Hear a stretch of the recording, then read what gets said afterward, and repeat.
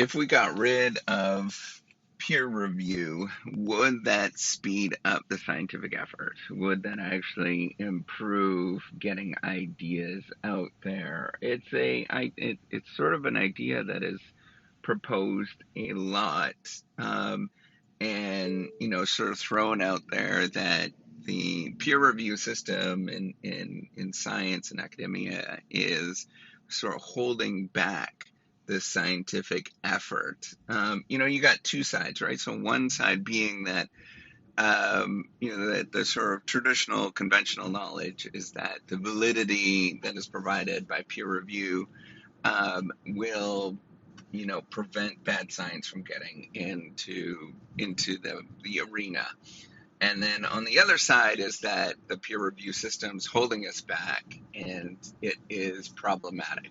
Now, the truth probably lies somewhere in between, right? No system actually is workable.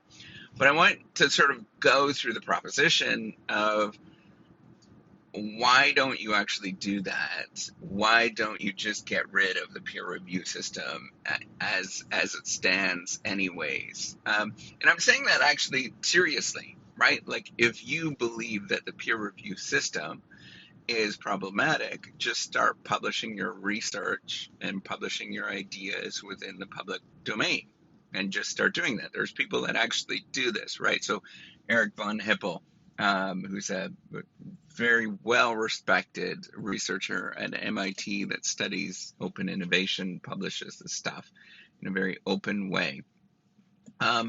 And you might sort of think about, what are the implications of this, right? So not a lot is going to change, right? That's what I want to point out, is not a lot is going to change. What's going to happen actually is the good ideas are going to float to the top, just like as they normally would, right? Like many years ago, we didn't have this sort of system. Yes, we had a very archaic system of writing things down and sort of distributing it to other people by hand and all of that kind of stuff, right? So we have the infrastructure right now. You could just publish anything on top. Right. But what you are forgetting about is that those journals, they provide, and the sort of system, they provide legitimacy. Right. So what does that mean for, the career scientist, for the career researcher, is that the legitimacy that they're providing allows your message to get out into the public domain. So what you'll notice is, go look at a blogger, for example, right? So the typical blogger has absolutely no influence at all, right? You've got maybe an audience of like 5 people that read what you're doing. Now, there are some really famous bloggers that are out there. And now, how did they actually become and get that sort of fame? Is they built the, you might even think of like InfoWars, right? Like that, I forget that guy's name, but he's kind of, it's very right wing, very, just kind of goofy ideas, to be honest. So, with that, you might think of, how did they actually get to that sort of standing? Well, you had to put in a great deal of work to actually get there, right? And until you get that group of people that are following what you're doing, you're basically just barking in the dark, right? You're barking into the wind, into thin air. So what you need to do is build the following, build a community around what you're actually doing, which is not unlike what you're doing in the scientific effort. The scientific effort really is about building a community, building a following around your research ideas. And what the scientific, sort of the extra gatekeeping threshold of getting peer reviewed at a very good quality journal, that doesn't really change anything. That doesn't sort of preclude the fact that, it could still be bunk science, it could still be like disaster science. But how we impute, like a normal scientist researcher actually imputes whether somebody is what they're doing is good is you look at like, okay, do I know these people? Are they credible? Can I trust them? That's my first go-to. And if I don't trust them, you go through all of the validity tests that you would go through in terms of thinking of, is this actually valid science, right? You think about, does it have internal validity and external validity? All these kind of, I'm not going to get into all of the sort of details of it. But basically you're questioning, does this actually valid? Is this sort of fit within the zeitgeist of what other people are actually saying?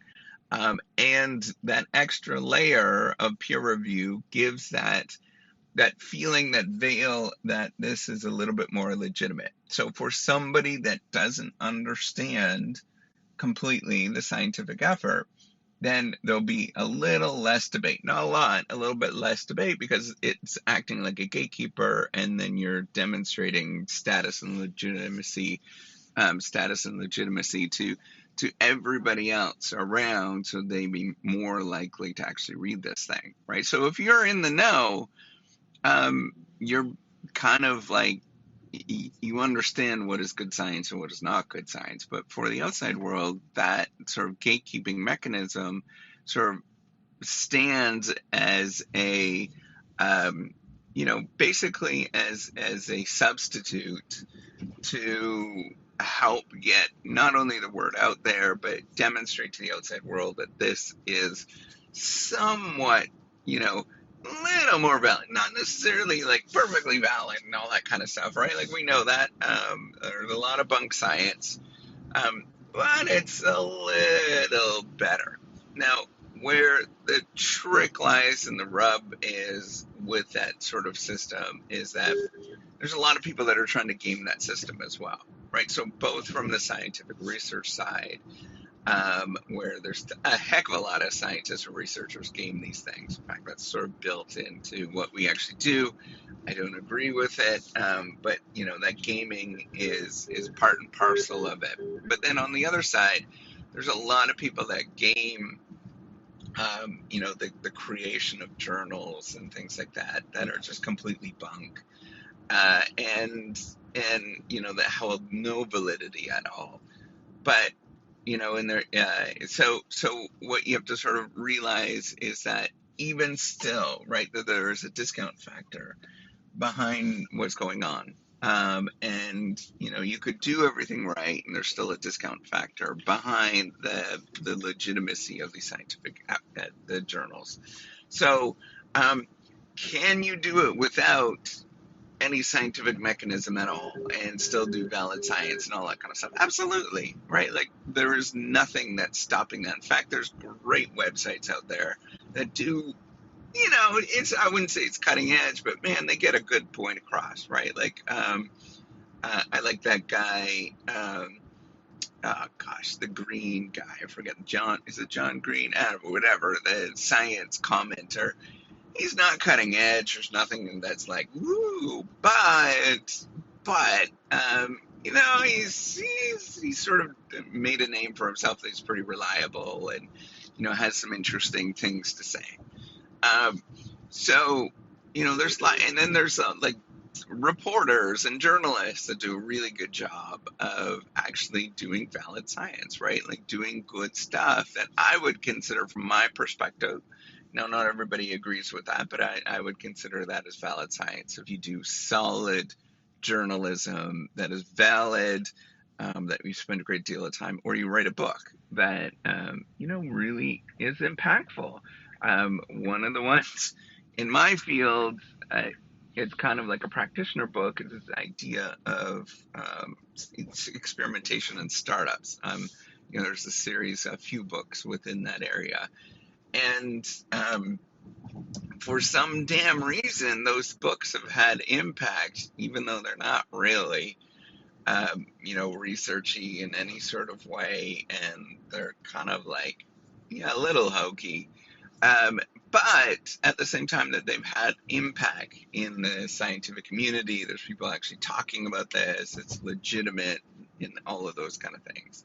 So it's really, what you got to look at is we're all kind of like journalists or we're authors anyways, and we're sort of just playing up the different mechanisms to ensure that we actually have an audience, and that you have the right, not only just an audience, but you have the right audience, right? You want to be talking to and influencing people that make real, legitimate decisions. That it doesn't sound half but crazy with the stuff that you're actually saying, and that's ultimately the goal. So you can become a great researcher, a great scientist, without any of that scientific method or scientific, not the scientific method, that's important. Um, but like without the mechanism of journals and all of that kind of stuff, it can still be pretty valid, right? And you don't need to have reviewers to have valid science. In fact, sometimes reviewers probably make it worse. But, you know, what you're using is, or what people are using is they're substituting your, you know, because the fact that they really don't know you, they're substituting the fact that it went through this process of knowing that maybe it's a little more valid than without going through that. Um, so you have to sort of consider that, right? Like, how are you? So if you're gonna go about of doing without the scientific mechanism, communication mechanism, how are you gonna do that, right? You better damn well make a good blog that is solid, factual, and that you're publishing all the time on that, and publishing like all the time, like literally every other day or every day of good factual scientific efforts. If you do that, you'll actually make an impact, and it will turn into something. Now, will it be the same impact as if you were a career scientist publishing in scientific journals? Um, I don't know. That's an empirical debate. I'd be curious to see that in terms of what happens. It's a possibility, but you have to be damn good at writing to be able to get that. So that's it. That's what I want to point out is we're all playing the same game. And once you realize that, you sort of don't take everything as seriously. And then you realize the sort of ins and outs of what we're actually trying to do. All right, take care and have a wonderful day.